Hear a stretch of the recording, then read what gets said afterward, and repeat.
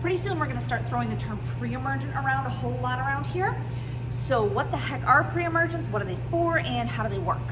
So a pre-emergent is a type of herbicide or a weed killer that stops certain weeds from coming up in the spring. A common misconception is that pre-emergents stop weeds from germinating, but in fact pre-emergents only work on seeds that have already started to germinate. So your soil has this layer of seeds in it at all times.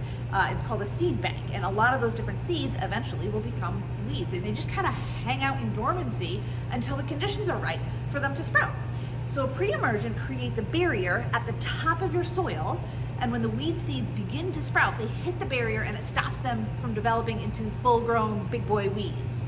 So what is it used for? Because of the way it works, it's really used for annual plants, so the ones that seed every year, reseed, die off, and regrow every year. And the most common annual weed around here is crabgrass, and it's a big one. It's really, really tough because of the way that it reproduces. So once crabgrass is sprouted, it's up and it's already reproducing, spreading more seed that will come back every year. So even if you hand pull every last little tiny spider of it, you're still gonna get more in the spring. So the only way to stop crabgrass entirely is to keep it from coming up in the first place. By killing off the sprouts before they get a decent shot at life, you're essentially stopping that cycle.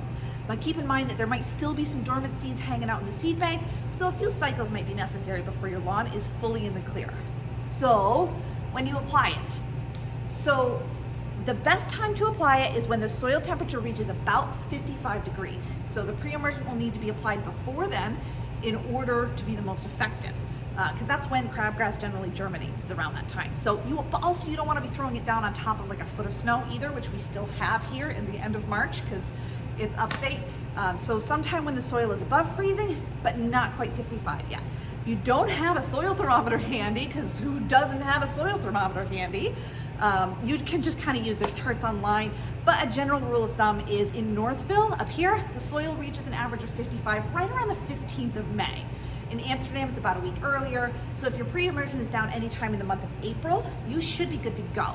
A good quick hack, when you see forsythia bushes, you know those bright yellow bushes, they get crazy and scraggly, have those little tiny bright like neon yellow flowers, those are forsythia. When those are blooming, that's the right time to put your pre-emergent down. If you have any other questions, give us a shout and we'd love to answer them for you.